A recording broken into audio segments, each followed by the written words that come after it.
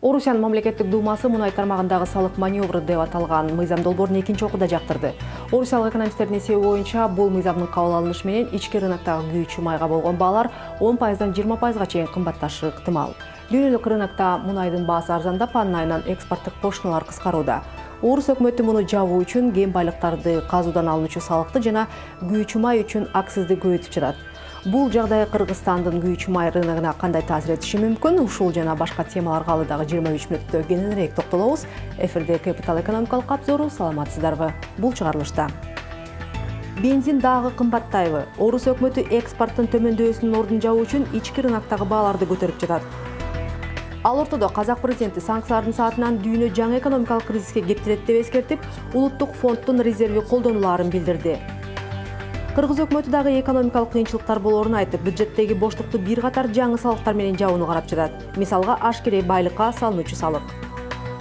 Ал эми экономикалык кризис маалында чылым чегүүөңдү ден соолукка эле эмес, капчыкка дагы зыяндуу болгон адаттардан баш тартуу керек дейт элдик экономика рубрикасынын автору Русланбек Акимханов. Менин бизнесим рубрикасынын автору Жеңишгүл Шабданбекова болсо, чакан өндүрүштү кантип арзан жана эффективдүү рекламалоо сырларын айтып берет.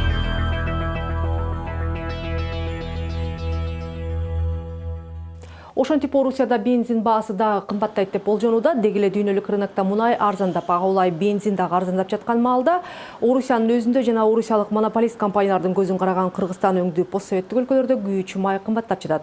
Ошол эле маалда Орусия сыртка экспорттоочу орусиялык мунай жана мунай азыктарынан алынуучу бажы төлөмдөрүн азайтууда. Бирок бул жагдай Кыргызстанга таасир этпейт. Анткени Кыргызстан менен Орусиянын ортосундагы соода алакка ансыз деле пошлинасыз жүргүзүлөт. А бирок мунай тармагындагы жүргүзүлүп жаткан реформалар күйүүчү майды кымбаттатат дегенди түшүндүрөт. Ал эми Кыргызстан болсо Орусиядан чийки мунайды эмес, дал ушул даяр күйүүчү майды сатып алат.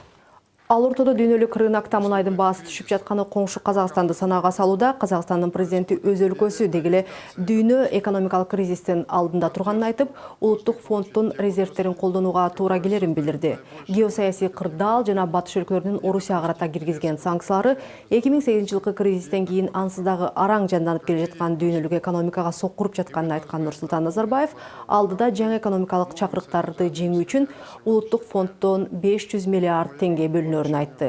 Белгилей кетүүчү жагдай Казакстандын улуттук фонду 2000-жылы негизделип, ага мунайды сатуудан түшкөн кирешелер салынып келген. Уштапта бул фонддо ар кандай маалыматтар боюнча 80 миллиард долларга чукул каражат топтолгон.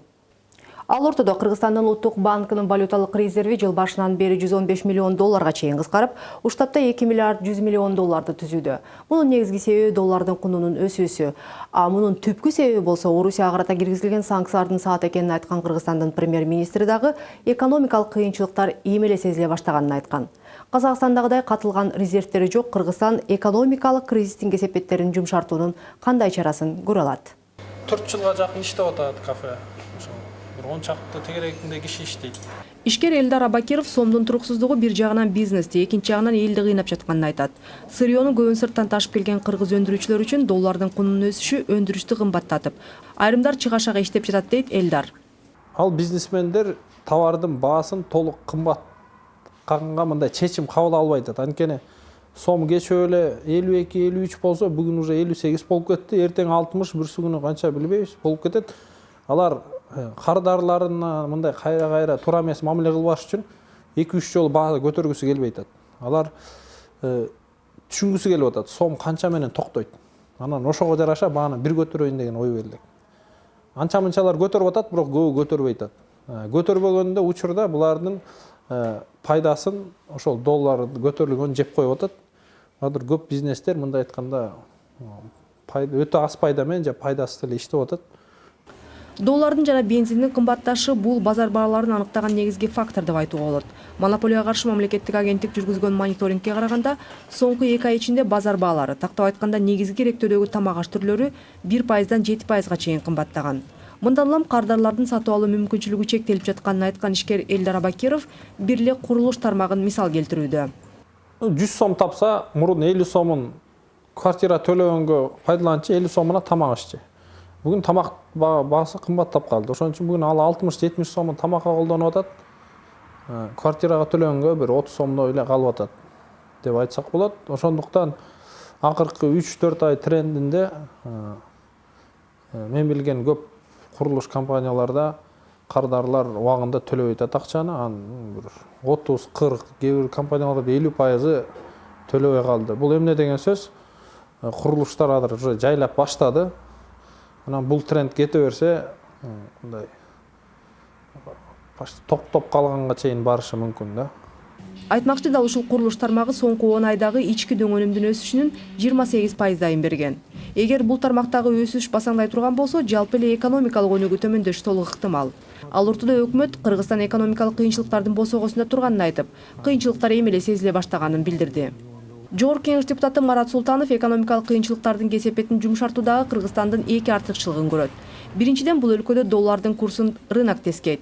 Айтмакчы, буга чейин рубльдин курсун Федералдык банктын кийлүүчүсү менен кармап келген Орусия дагы жакында эле рубльды эркин жүгүртүүгө кое берди.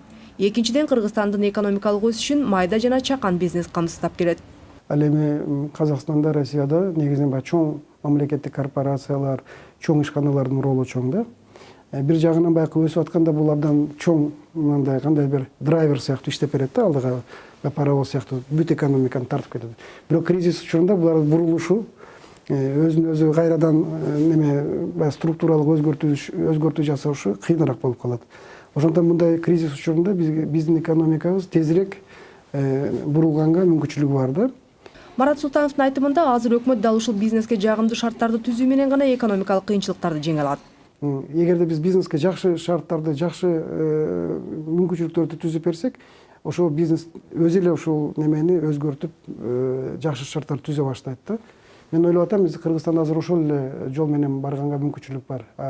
Эгерде биз азыр кайра эле карыздарды алып эле мамлекет аркылуу ал карыздарды ар түрдүү проекттерге сала берсек, инфраструктурага салса болот. Бирок мисалы кандай бир ишканаларга, мамлекеттик ишканаларга бул келечекте абдан чоң бизге неме коркунучту туудурушу мүмкүн. Бирок абал тескери болуп жатат дейт ишкер Элдар Абакиров. Ансыз дагы тышкы факторлордон сокко алып жаткан ишкерчилик чөйрөнү мамлекет тынымсыз текшерүүлөр менен ого бетер жарга такап жатканын айтат. Районный прокуратура, городской, генеральный, Финпол, налоговый. Бизде бир тамаша сөз болуп калды, жана чек арачыдан башкасын баары келип текшерип кетти депчи. Ошол. Улуттук статистикалык комитеттин маалыматтарына караганда, соңку 10 ай ичинде өлкөнүн экономикалык өсүшү 3,7% түзсө, инфляциянын көрсөткүчү 7%дан ашкан. Бирок адатта расмий маалыматтар инфляциянын көрсөткүчүн кыйла төмөнүрөөк көрсөтөт. Ал эми Кыргызстандын соода сальдосы, тактап айтканда, импорттун экспортко болгон катнашы 80%га 20% түзүп тескери болууда. Ал ортодо келерки жылдын бюджети 16 миллиард сом таңсык менен прогноздолууда. Адатта Кыргыз өкмөтү бюджеттеги боштукту жабуу үчүн салыктарды көтөрүп, болбосо жаңы салык түрлөрүн киргизе калат. Эми жаңы жылдан тарта ашкере байлыкка салык салдышы мүмкүн. Бул туурасында өкмөт башчы Жомарт Оторбаев парламент жыйынында билдирди. Анын айтымында, бул салык түрү коңшу Казакстан менен Орусияда жакшы иштеп жатат. Ал эми Кыргызстандын шартында ашкере бай деген ким? Бул суроону биз ишкер Кыргыз концепт компаниясынын президенти Эмил Үмөталиевке жолдодук. Кыргызстанда мына ушул ашкере байлыкка салык салабыз деген демилге маал менен көтөрүлүп калат. Мына азыр кайрадан көтөрүлүп атат. Ушул жаңы жылдан баштап ушул салык түрү кириши мүмкүн деп. Сиздин түшүнүгүздө бул эмне? Кайсы маалда байлыкта ашык деп айтууга болот? Мен дагы аны түшүнбөйм. Ушу талкуулаш керек эле да. Бул коомчулукта ашкере байлык деген эмне деп эсептелет? Ал сөзсүз түрдө ар бирөөнүн колунан келбеген же ар бирөө сатып ала албаган, кандайдыр бир чектелүү адамдардын кымбат сатып алган мүмкүн кандайдыр бир нерселеридир. Биздин коомчулукта бүгүнкү күндө ал ашкере байлык же болбосо баардыгы сатып ала албаган, чектелүү адамдар сатып алып аткан нерсе эмне экенин биз талкуулап такташыбыз керек эле. Же болбосо өкмөт ошону сунуштасын. Мына ушундай нерсени ошентип атап атабыз, анан элдин макулдугу барбы, жокпу, дагы экинчи маселе.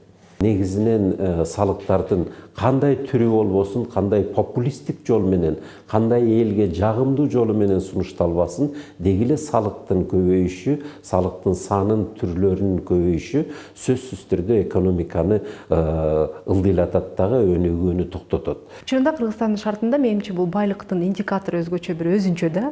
Мындайча айтканда понт деген дагы түшүнүк бар. Мисалы үчүн көпчүлүк кишилер өздөрүнүн кандайдыр бир финансылык ишенимдүү бир булактары болбосо дагы, сиз айткандай кымбат баалуу буюмдарды сатып алышат, машина же болбосо бул кыргыздардын өзүнүн менталитетине жараша чоң-чоң үйлөрдү салышат. Булардын баары келип эле ашыкча байлык катары каралып калышы да мүмкүн да. Ал кыргыздын менталитети эмес, ал авторитарлык режимдердин демократия өнүкпөгөн жана ачык экономика жүргүзбөгөн, элге теңдик, адилеттүүлүк сунушталбаган жерлерде, коомчулуктарда ошондой болот. Бийликке жеткендер өзүнүн бийлигин уялбай элге көрсөтүп, мактанып, кымбат нерселерге басым жасап, ошентип оокат кылып калышат. Ошондуктан бул негизинен ушу авторитарлык күчтөр эл басымырланган жерлерде ошондой көрүнүштөр болот. Бүгүнкү күндө бизде дагы коррупциянын канчалык канчалык көп көрүнүшү болсо, ошончолук ашакер байлыктын уялбай көрсөткөн шарттарына биз күбө болуп турабыз. Ушинтип популисттик жол менен элге жагымдуу сунуш кылмыш болуп, бирок баары бир эл бүгүнкү күндө жакшы эле түшүнөт да.